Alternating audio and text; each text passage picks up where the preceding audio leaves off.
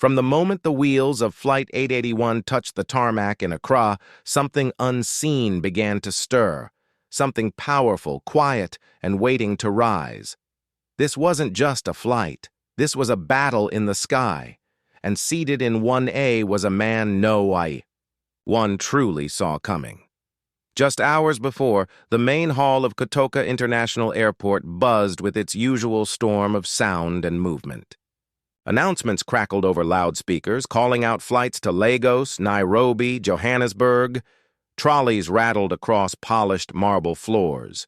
Children tugged at their mothers' hands. Tourists looked up at giant digital boards, and men in suits whispered urgently into their phones. But in the center of that swirl, one black man moved differently, slow, steady, and unbothered. He was returning from a 3-day summit in Abidjan, where he had finalized the final signatures for a continental infrastructure partnership worth hundreds of millions. He wasn't flying home to rest. He was heading to Lagos for another boardroom, another war to win. But here, in the airport, dressed in his crisp indigo caftan with its golden seams, he looked more like a king than an executive. Security had cleared him quickly. Staff greeted him with polite nods, unaware of who he truly was. The silent, majority shareholder behind the very airline they worked for. He didn't mind the anonymity. It gave him space to observe, to move, to breathe without pretense. He spent 10 minutes in the VIP lounge, no food, just mint tea, before boarding was called. Now, as he walked down the jet bridge, metal, beneath his feet and golden light spilling in from the side windows, something inside him was calm, still. This was familiar ground. He'd flown this route countless times. But something in the air told him, today would not be ordinary. Inside the cabin of first class, the atmosphere was thick with quiet rituals of wealth, champagne glasses clinking, designer perfume lingering in the air, the crisp folding of newspapers and passengers leaning into the comfort of silence that money often buys. It was here, in this sanctuary of silent privilege, that a man stepped in. Him, Zion Della. He wasn't loud. He wasn't flashy. His steps didn't shout for attention, but still, he drew it, not because of what he wore, but because of what he carried inside him. Zion was dressed in a finely stitched indigo caftan lined with subtle gold patterns.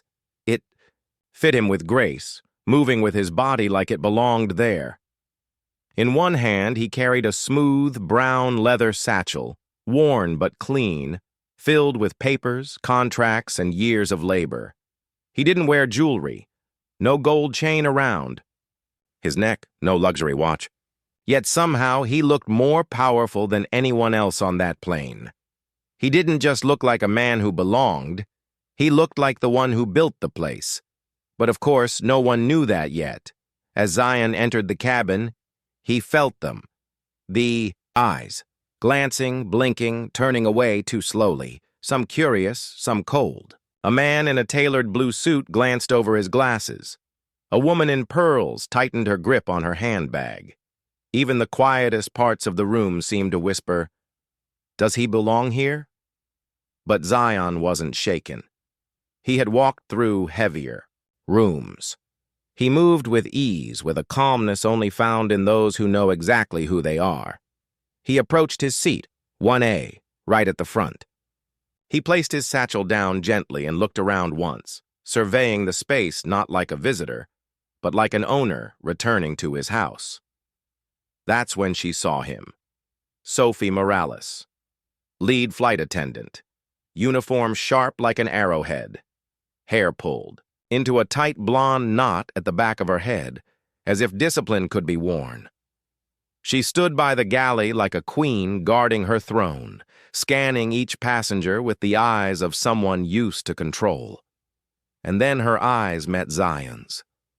The smile she wore, professional, polite, mechanical, slipped for half a second. A twitch in her cheek, a narrowing of the eyes. Then it returned, just as practiced, but now brittle at the edges. "Well," she muttered, turning to the junior attendant beside her. "Looks like we're letting just about anyone in first class. Now!" It wasn't loud, but it was loud enough. And it was meant to land like a slap. Zion heard her. And so did the man with the blue suit, and the woman with the pearls, and the two teenagers across the aisle. They all heard it. But no one said a word. He stood there, unmoved. This wasn't new. He had heard this tone before, when entering. Bank offices, when walking into luxury stores, when pitching ideas to men who later stole them. It never stopped being insulting, but he had long stopped giving it power. He offered his boarding pass. Sophie took it with 2 fingers, like it might stain her hands. She held it to the light, flipping it like a fake bill. Then, without a word, she passed it to the junior beside her. "Scan this," she ordered. The young man, barely older than 20, held the scanner to the barcode. Beep. Green light. Valid. Zion stood still. Silent. His face didn't move. "Again," Sophie snapped. The boy hesitated, looked at her, then scanned it again. Beep. Same green. Still valid. Sophie's mouth stiffened. She looked back at the boarding pass, then at Zion, then at the screen. She was searching for a crack, a flaw, anything. Her voice dropped low, but she raised the volume. "You'd be surprised how many people try to sneak into first class these days," she said to no one in particular, yet loud enough for all to hear. She never said, "You don't belong here," but everyone heard it. Zion's voice, when it came, was soft, steady. It scanned green, twice. No emotion, just truth. The woman in pearls finally looked up from her phone.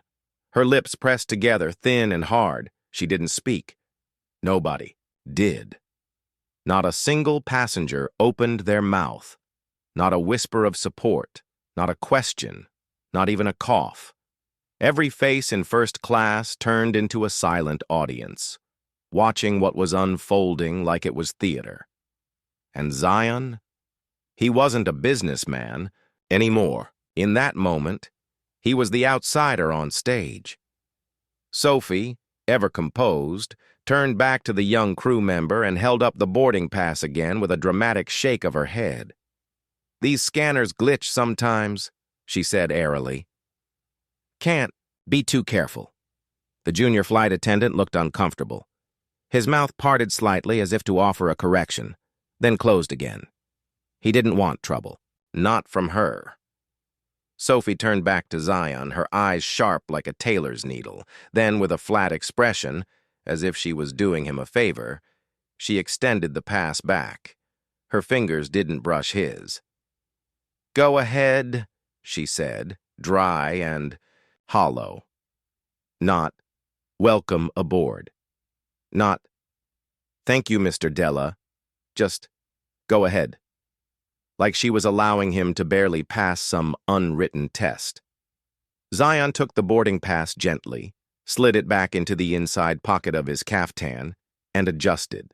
His sleeve with the kind of calm that said, "I'm not here to flinch."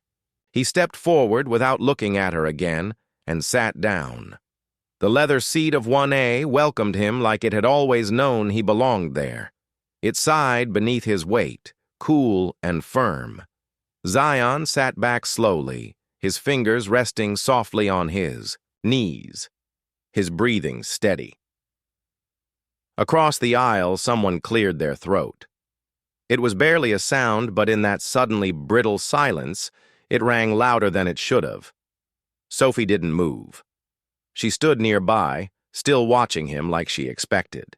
To see a crack, a twitch, a reaction. But Zion gave her nothing. He had been questioned before, not just in this lifetime, but many. In hotel lobbies where they asked for ID twice. In banks where silence followed the mention of his name. In meetings where he was told to be more realistic. The uniforms changed. The accents changed. But the tone was always the same. He gave her nothing, not a smirk, not a glare, not a shift in breath. And that silence, that made her move. Sophie spun on her heel, muttered something to the junior attendant, and vanished into the galley. Zion stayed seated, the leather cool against his spine, the cabin air too dry to feel comfortable. He knew this wasn't the end of it. Because people like her, people trained to protect the shape of a room, don't stop at passes or protocol. To them, a suit wasn't protection, a name wasn't proof. And silence? Silence only made them louder. The overhead bin above his seat remained wide open. No bags inside, no coats, just empty space. Zion stood slowly, lifted his leather satchel with both hands, heavy with papers, contracts, and a digital tablet, loaded with strategic proposals. He was halfway through sliding it into the bin when a shadow loomed. Sophie. Again. Sir, she said sharply, her tone clipped. That will need to go under your seat. Zion turned to her calmly. The bin is empty, he said. There's room. Her smile was tight as if carved from ice. We've implemented a new FAA regulation, she replied, waving a vague hand. Overhead bins close 10 minutes before prep. Safety protocol, she added without missing a beat. It applies to everyone. He glanced at his watch. Boarding had only just begun. There was no official announcement. No other bags had been loaded. The bin didn't have a single item. Not even a scarf. You're welcome to place it at your feet, she said, and her voice curled with condescension. I'm sure you'll manage. Then she reached up and slammed the overhead bin shut, so hard the latch snapped like a judge's gavel. The sound cracked through the cabin. Heads turned. A man in a gray blazer leaned out of his seat, smirking. A woman glanced up, then looked down again quickly. Not one voice rose. Zion didn't argue. He didn't beg. He simply looked at the closed bin for a breath, then at Sophie, then slowly lowered his satchel onto his lap. He adjusted it carefully, fitting it under his seat. The leather edge scraped his knees. It barely fit. She lingered, watching him as though waiting for a flash of temper, but she got nothing. So she turned, her heels clicking proudly, and strutted back down the aisle. Zion leaned back once again, but something had shifted. The air inside the cabin was no longer just dry. It was chilled, not by the vents, but by the people. The coldness wasn't physical, it was social. The kind that settles in when a group witnesses something unjust but chooses to do nothing. He looked out of the window. Outside, the tarmac glowed in the warm spill of late afternoon light. The sun was sinking, bleeding orange and gold into the sky. The kind of light that should have felt peaceful. But inside him something heavy had anchored. He'd known this truth for a long time. Rules, even written ones, bend differently depending on who stands in front of them. And today, again, they had. Then, less than a minute later, her voice came again. Not for him, but loud enough that he could hear. Oh, no problem at all, Mr. Carter. Let me help you with that. Zion turned his head just enough to glance behind. Sophie had returned, now full of warmth, now beaming. She stood beside a white man, likely in his 50s, wearing a casual polo shirt and weathered boat shoes. His carry-on bag looked older than her uniform. He was struggling to lift it. Sophie stepped in. She reached up and, without hesitation, reopened the very same overhead bin she had slammed shut. She lifted the man's bag with both hands, settled it inside, and gently patted it like a mother tucking in a child. Then she turned to him, laughing lightly. There we go. All set, the man chuckled. Appreciate it, he said. First time flying first class. Sophie beamed. Well, you're in for a treat. Let me know if you need anything at all. Zion watched. Quiet. Still. No visible anger. No shaking fists. Just a slight change in the way he sat. Something had shifted behind his eyes, a kind of sadness, but not from surprise, from recognition. Here we go again. He didn't roll his eyes. He didn't sigh. He just sat there, his briefcase pressing into his legs, the weight of it now heavier than papers or screens. It was carrying memory, experience, the burn of knowing exactly what just happened, and knowing it wouldn't be the last time. No one around him spoke. No one asked questions. No one said, "That's not right." But he had learned something long ago. Silence, even when it hurts, was not the same as weakness, and the sky was still watching. There are rule books written in ink, and then there are the ones written in silence, the kind you only see when it's already too late. Zion had read both versions all his life, the visible one and the one only people like him were handed at birth, one rule book for them, another for him. He turned back to the window. The sun was dropping lower behind the wing, slicing golden light across his cheek. For a moment he closed his eyes, not because he was tired, not because he was giving up, but because memory is loud in the quiet. And somewhere in that hush, he knew this flight was far from done. 20 minutes into boarding, the cabin was nearly full. First class had settled into its rhythm, jackets folded, champagne poured, conversations murmured in low tones. The soft rituals of the elite, a tap on a screen, a click of a belt, a glance over spectacles, then came the click of heels. Sophie was back. She moved like someone with purpose, clipboard in hand, her smile rigid and polished like glass. Her eyes, though, stayed sharp under all that sweetness. She stopped at 1A. "Mr. Della," she began, her voice a warm syrup. "We've got a slight mix-up." Zion looked up slowly.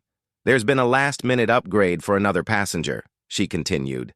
"Seems this seat's been double-booked. I'm going to have to move you to 9C, just a small change." She flipped her screen like it carried undeniable truth. But her eyes didn't match the softness of her tone. Zion sat upright. "I reserved this seat 3 weeks ago," he said quietly. "Paid in full. 1A. He reached into his jacket and pulled out the boarding pass, holding it up steadily. Sophie barely glanced at it. "These things happen," she said with a shrug. "Systems glitch, but I have to go by the current manifest." Her mouth smiled. Her body didn't. Zion didn't move. He looked at her, really looked, then said, with a voice like smooth stone, "Check it again." Sophie inhaled sharply through her nose and tapped the tablet again, harder this time. Her fingers jabbed at the screen like force could rewrite fact. "Nope," she said after a pause. "Still showing you in 9C. She leaned in now, her voice dropping into something darker. "Let's not make this a thing. Grab your bag. Come with me, please." And just like that, the energy shifted. The man in the pinstripe suit lifted his eyes. A woman in row 3 whispered something to the person beside her. The lady in pearls clenched her wine glass. No one said a word, but everyone was watching. Zion rose slowly. Not with rage, not with shame, with presence. He stood tall, taller than the tension, and held out his boarding pass once more. "Scan it again, right here, right now." Sophie's smile cracked slightly. She snatched the pass and ran it through her handheld scanner. Beep. The screen blinked green. Della, Zion, seat 1A, confirmed. She didn't blink, just handed the pass back tight-lipped. "Must be a mismatch," she said. "Still, I'll need you to move. FAA policy." Zion stayed still. "Show me the policy." And then, like a rope snapping, the tension in the cabin burst. Sophie's expression hardened. Her voice rose, just enough to cut through the rows. "Either you move or I call security." A ripple of silence swept through the cabin. Eyes widened. Heads turned. A dozen private judgments formed behind expressions that pretended neutrality. No one knew what had really happened, But everyone now saw who looked like trouble. Zion inhaled. He had a choice: fight and give them a scene, refuse, and they'd drag him, stay seated and give the press a photo, or walk out on his own terms. So he did. He reached down, lifted his briefcase, and with a slow, deliberate motion adjusted his jacket.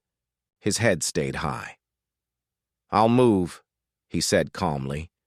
"But make no mistake, I'm not moving because I'm wrong." Sophie didn't respond.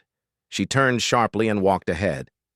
Zion followed, his step steady, his posture composed. They passed the first-class rouse, past the man sipping whiskey without flinching, past the woman who gripped her purse tighter. Each step felt heavier, not from the satchel in his hand, but from the air thickening with judgment. He didn't walk like someone kicked out. He walked like someone choosing not to ignite his fire in front of an audience that would never see the burn. Row 9, middle. Seat, between a man in sagging sweatpants half asleep and a woman in gold chains holding a tiny lapdog in her designer shawl. Sophie stopped. "Here you go," she chirped. "All set." Zion looked at the cramped space. It wasn't a seat. It was a statement. Still, he slid in without a word, placed his briefcase beneath the seat with the same care he had in first class. His pride stayed straight, even as his knees pressed into the tray. The dog yapped once. The man beside him didn't even open an eye. Sophie spun away, her heels clicking, not like footsteps, but like punctuation. Victory. Full stop. Zion leaned, back. The tray table in front of him creaked like it hadn't been touched in years. The cabin buzzed again. Conversations resumed. Drinks were served, but not around him. Around him there was only silence. And that silence, it screamed everything. 30 minutes into the flight, Zion stopped looking for her in the aisle. He was done reading the backs of heads in first class, done wondering which stare meant pity and which meant suspicion. He had work to do. He pulled out his laptop. The hinge opened with a soft creak. His screen glowed white, casting a calm light over his tired face. The numbers were still there. Contracts, clauses, projected revenue. The merger waiting on the other end was worth $300 million. He'd been nurturing this deal for months, and New York was the final stop before it was sealed. The seat he now sat in didn't matter. The silence pressing in didn't matter. The heat in his lap, the noise around him, none of it could stop him. He had taught himself long ago. When they try to bury you, build anyway. His fingers moved steadily across the keyboard, his breaths short and even. Block it all out. That was the rule. Focus was armor. Then came the sound. Wheels. A clattering. Cart. Too close, too loud. He didn't look up. "Coffee?" came Sophie's voice, sweet but sharp, like syrup over a blade. "Black," he answered, eyes still on the screen. She leaned in, too close. And then it happened. Her elbow knocked, swift and sure. The cup tipped. The liquid spilled fast, burning. Hot coffee soaked through his trousers, seared his thigh, splashed his keyboard. The screen sparked, blinked once, and went black. Zion's breath caught, sharp, fast. The pain shot up his leg.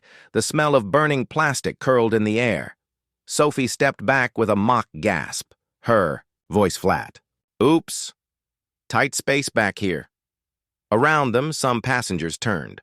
A woman gasped, clutching her lapdog like it might catch fire. But no one moved. No one asked if he was okay. Zion sat there, frozen for a second too long.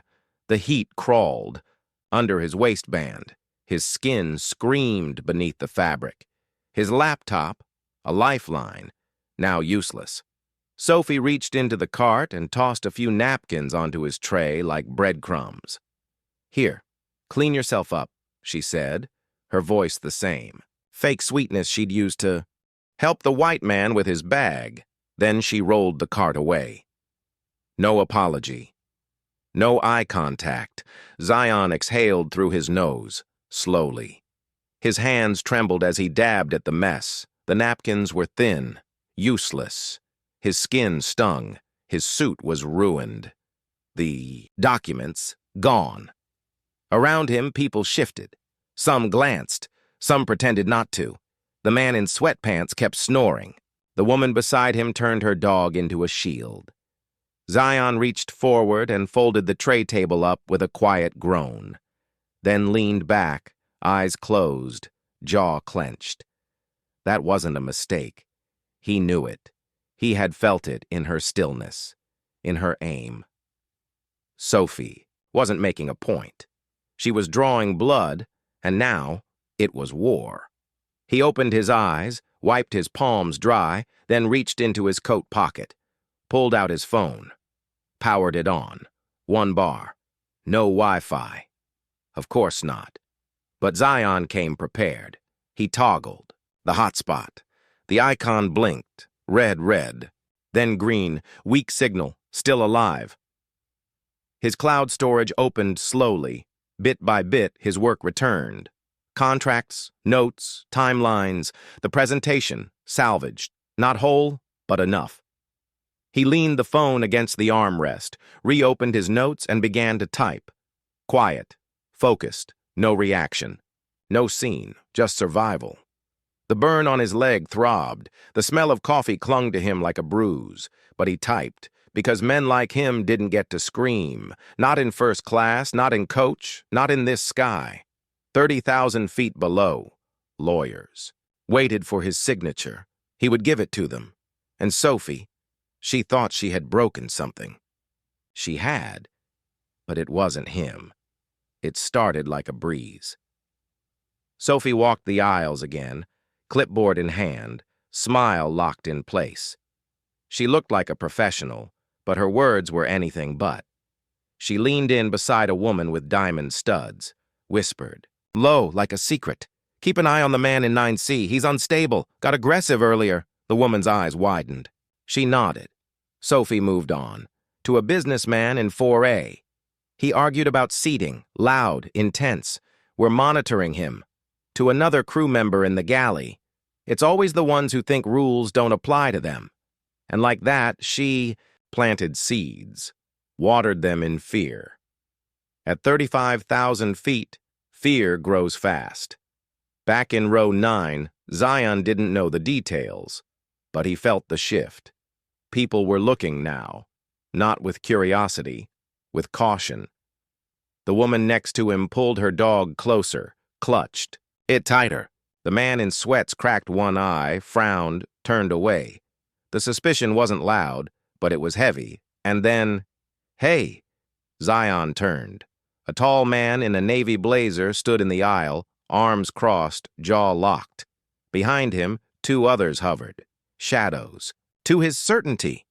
"You need to cool it," the man said, voice clipped. "We're all trying to get through this flight in peace." Zion didn't flinch. "I haven't said a word," he replied.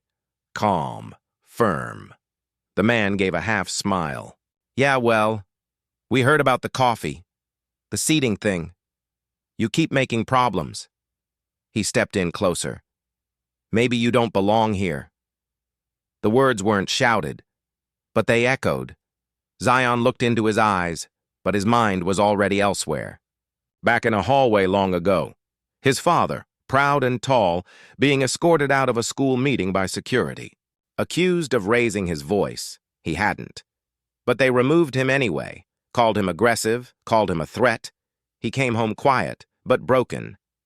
And now, decades later, Zion sat in a cramped seat, carrying that same echo. This wasn't new. It was inherited. He inhaled. "I'm sitting in my seat," he said softly. "Let me be." The man stared, wanted to say more, but didn't. He stepped back, and Zion remained still. But Sophie wasn't done. She came down the aisle again. Slower this time, purpose in every step. And when she reached his row, she stumbled. Her clipboard clattered to the floor. She gasped loud enough to catch the entire cabin's attention. "He grabbed me!" she cried, eyes wide, voice trembling. "He reached for me!"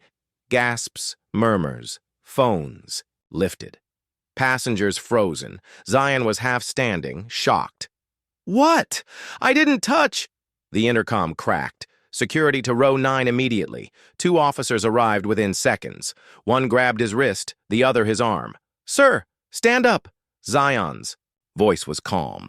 "I didn't touch her, she's lying." But they weren't listening. The handcuffs clicked around his wrists.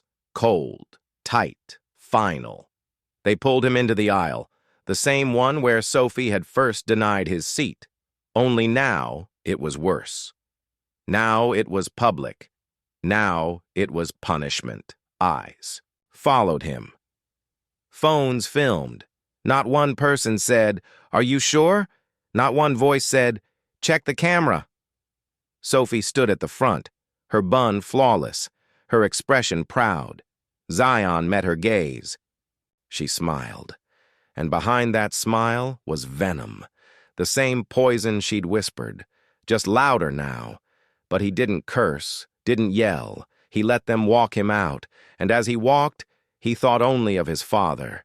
Some legacies are written in silence, until someone decides to break it.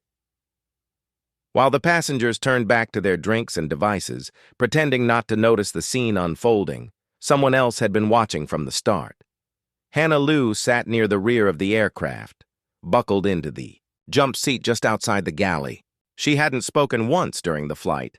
That's how Sophie liked it. Junior crew were meant to smile, nod, and stay invisible. But Hannah saw everything. She saw the way Sophie's expression tightened when Zion first walked into first class.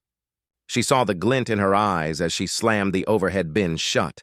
The fake smile, the seating glitch, the spilled coffee, the quiet lies whispered row by row. Naomi noticed it all. And now, as Zion was marched away in handcuffs, head high, wrists bound, Naomi's heart pounded. This was wrong. So she moved. Deliberate, steady. She reached under her tray and slid out her personal phone. Against every rule in the book, she powered it on mid-flight. No one saw. No one cared. Everyone was still watching the man they thought was the problem. Naomi opened the secure Airline crew app. She scrolled to the internal security footage. Every plane had hidden cameras. Few people knew where, but the crew did. Hannah found the right file, fast-forwarded to the moment in the galley. There it was. Sophie walking down the aisle, stumbling on purpose, tossing her clipboard, crying, out in fake fear. Zion had never moved. She hit the record button, captured the clip, saved it. Then Hannah opened her photo app. Earlier in the flight, she'd snapped a candid picture of Sophie laughing with the man in the navy blazer. It hadn't meant anything then. But now, she zoomed in, saw the smirk, the body language. Something in that moment. She created a folder. Flight 881, witness package. And then she did something brave. She opened her contacts and searched. Jaime Arlu, a civil rights attorney. Old college friend. Back then, Jaime had always said, "If no one else speaks up, I will." Naomi had never needed to test that. Until now. She attached the footage, the photo, typed a message. "He didn't do it. The lead attendant is lying. You'll want to see this." And hit send.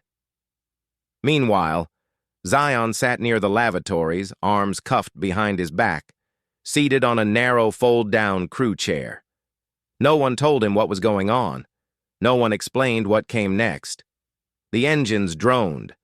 The metal pressed cold into his spine. He looked down at his hands. The cuffs dug into his wrists. Not because of guilt, but because someone wanted him small. Someone needed him quiet. But he wouldn't stay that way for long. Because truth has wings, too. And this flight wasn't over yet. The landing gear touched down with a soft rumble. But for Zion, it felt like the whole world trembled. Horizon Flight 881 had arrived at JFK. Passengers stood, stretching limbs, adjusting coats, and gathering bags. But the real impact was unfolding behind the scenes.